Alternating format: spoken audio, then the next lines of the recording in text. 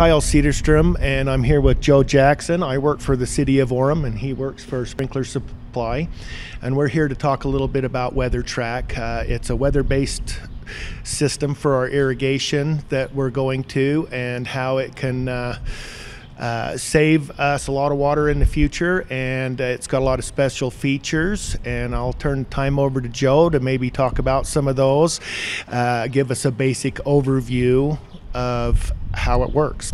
So WeatherTrack controllers are a smart controller that use weather data, local weather data, as well as your irrigation system. And between the two, they determine the right amount of water at the right time to apply to the landscape. That way, we're not wasting water, and we are keeping your landscapes healthy and your parks usable.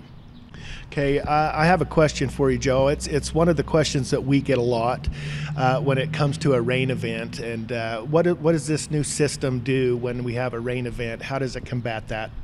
So WeatherTrack looks at Doppler imagery and determines how much rain fell right over your park, right over where this controller is watering.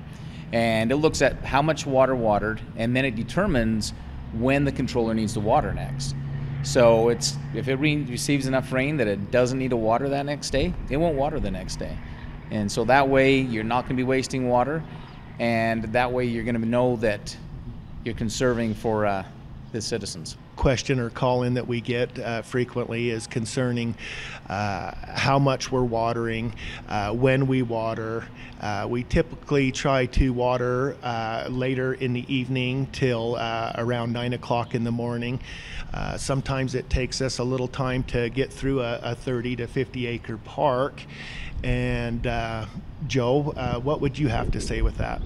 So with the WeatherTrack controllers, you can have what's called a water window. And you can say, we're going to start at 10 o'clock at night, and we're going to finish by 9 o'clock in the morning. And it's going to water everything that it can in that window. And during that time, you might see the valves jumping around from one station to another. So you might think that it's just watering all night long. But what's really happening is that it's watering this area, then going and watering something else. And with the clay soils that you have here in Orem, you're going to want to water in what's called cycles. You'll put a little bit down, let it soak in, and while it's soaking in, you go and do something else. You might also see water coming on in the parks during the daytime, and typically when that happens, you've got a park person that is turning sprinklers on, making sure that nothing's broken and that it is watering efficiently, so when it waters at night, we can put down the right amount at the right time.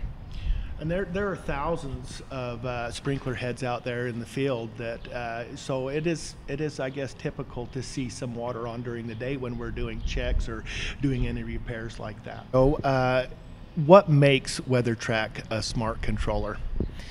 So the WeatherTrack controllers use what's called ET. ET stands for Evapotranspiration. So it's basically measuring how much water is lost due to wind, solar radiation, humidity affects that, and then your temperature's high and low. So ET numbers are really low in the spring because our days are shorter, temperatures are lower, humidity's higher, and then we hit July and August and our ET numbers, they spike during the summer, and then we see a taper off in the fall. And so the awesome thing about a smart controller, especially the WeatherTrack controllers, is they use this ET data to determine how often and how long we need to water. Because in the spring and fall, we don't need to water very much at all. Right. But in the summer, we're watering more to keep the plants alive. And that gives us an opportunity to see savings. We see significant savings because we're not watering heavy in the spring and the fall, and we're able to capture those savings, and overall you see a healthier landscape because of that. We capture how much water was lost from this park, and it is local to each park.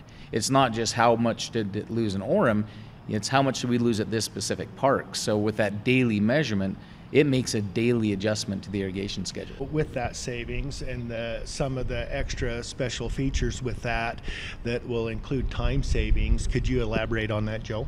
Yeah, it's interesting because when we think of a smart controller, we think about how efficiently it waters because it uses the weather information. So again, putting down the right amount of water at the right time. But one thing that often surprises people is the time savings that they see.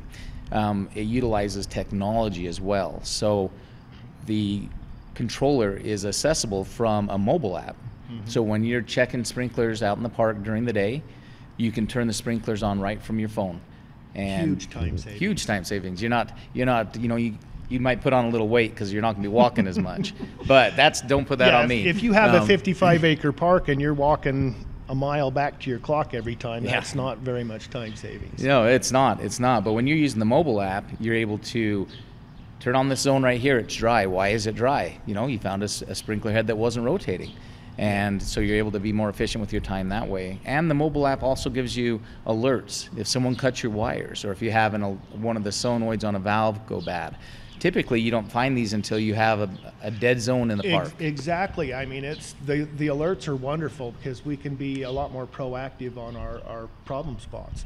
That's right. And it does, if you're able to do that and you're able to be more efficient with your time, those are more things that you can do, and you're able to get address more issues that you might see in the park. Work harder. And smarter. And smarter.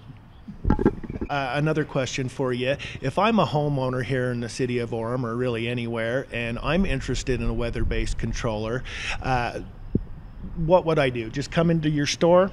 Yeah, just stop into any of the sprinkler supply stores, talk to the guys on the counter. They can help you identify which smart controller is going to work best for your landscape and for what you're trying to do.